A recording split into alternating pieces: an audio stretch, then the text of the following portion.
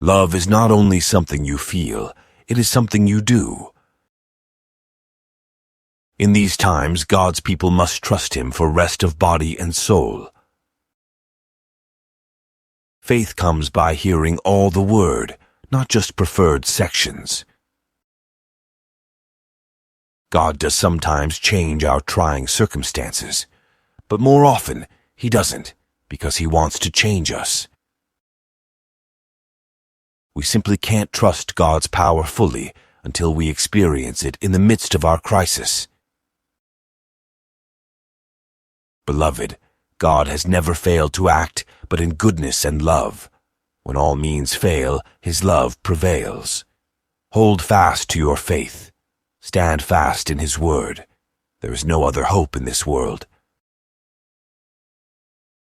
Christ does not inhabit buildings or a certain atmosphere. In fact, the very heavens cannot contain Him. Rather, He is manifested through our obedient, sanctified bodies, His temples. How quickly we forget God's great deliverances in our lives. How easily we take for granted the miracles He performed in our past. Blessed are those who believe when there is no evidence of an answer to prayer. Faith is not to get you out of a hard place, but to change your heart in the hard place. At its heart, legalism is a desire to appear holy. It is trying to be justified before men and not God. Our faith is not meant to get us out of a hard place or change our painful condition. Rather, it is meant to reveal God's faithfulness to us in the midst of our dire situation. True freedom from fear consists of totally resigning one's life into the hands of the Lord.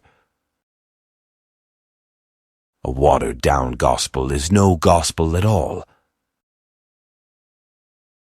Riches and the things that are necessary in life are not evil in themselves, and all of us face cares and troubles in this life. The sin comes in the time and energy we spend in pursuing these things at the expense of neglecting Christ. God uses people. God uses people to perform His work. He does not send angels. Angels weep over it, but God does not use angels to accomplish His purposes. He uses burdened, broken-hearted, weeping men and women.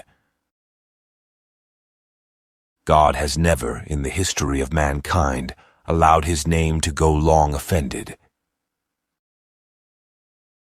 As I look back over 50 years of ministry, I recall innumerable tests, trials, and times of crushing pain.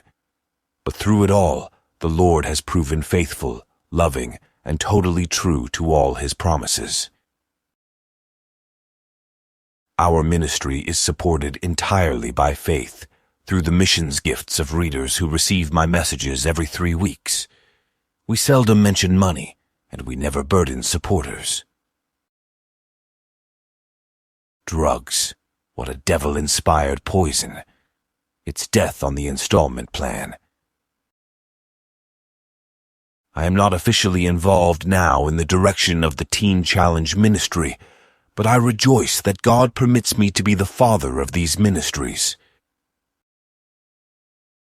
Every Teen Challenge ministry is responsible for raising its own finances, but we assist these works with finances, prayer, and counseling, especially overseas in areas such as Siberia, Africa, South America. Most Christians never associate joy with repentance, but repentance is actually the mother of all joy in Jesus. Without it, there can be no joy. Yet, any believer who walks in repentance will be flooded with the joy of the Lord. A humble person is not one who thinks little of himself, hangs his head and says, "I'm nothing." Rather, he is one who depends wholly on the Lord for everything, in every circumstance. You see, growing in grace doesn't mean doing more or greater things for God. True growth comes in doing the same things over and over, with more heart assurance that we're doing everything for Him.